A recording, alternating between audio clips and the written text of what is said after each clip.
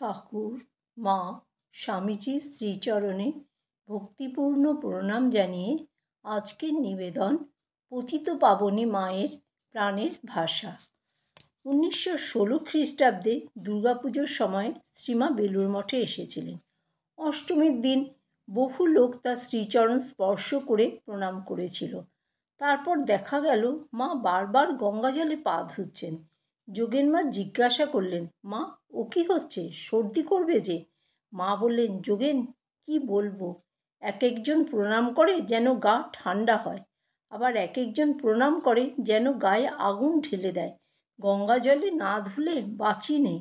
অন্যের কৃত পাপের বৃশ্চিক দংশন মাকে নিজ শরীরে গ্রহণ করতে হতো। অত্যন্ত কষ্ট পেতেন, কষ্টের কারণও জানতেন। ক্বচিৎ কখনো হয়তো বলে ফেলতেন, বাবা সারাদিন যেন কুস্তি করছি, এই ভক্ত আসছে তো এই ভক্ত আসছে, এই শরীরে আর বয় না। ঠাকুরকে বলে রাধু রাধু করে মনটা রেখেছি। এমন উক্তি মায়ের মুখ থেকে কদাচিৎ বের হতো। চিত্তে কৃপা, মুখে সংগ্রাম, বিমুখতা। পাপ তাপের বোঝা নিয়ে কত ভক্ত আসতেন। তাদের অনেকের স্পর্শে মায়ের চরণে অগ্নিদাহ হলেও তিনি নীরবে সহ্য করতেন বলে কেউ জানতে পারত না। আর একদিন জ্বালা অত্যন্ত দুঃসহ হয়ে পড়ায় শ্রীমাকে পূর্বের ন্যায় বারবার গঙ্গা জলে পা ধুতে দেখা যায়। রাসবিহারী মহারাজ কারণ জিজ্ঞাসা করায় বললেন, আর কাউকে পায়ে মাথা দিয়ে প্রণাম করতে দিও না, যত পাপ এসে ঢোকে আর পা জ্বলে যায়, পা ধুয়ে ফেলতে হয়, এই জন্যই ব্যাধি।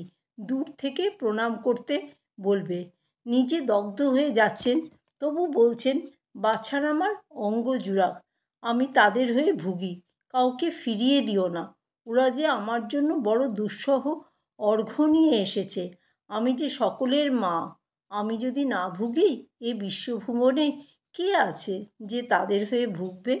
এই হলো আমাদের পতিতপাবনী মায়ের প্রাণের ভাষা, ঈশ্বরের মাতৃভাবের প্রকাশ। জয় ঠাকুর, জয় মা, জয় স্বামীজি।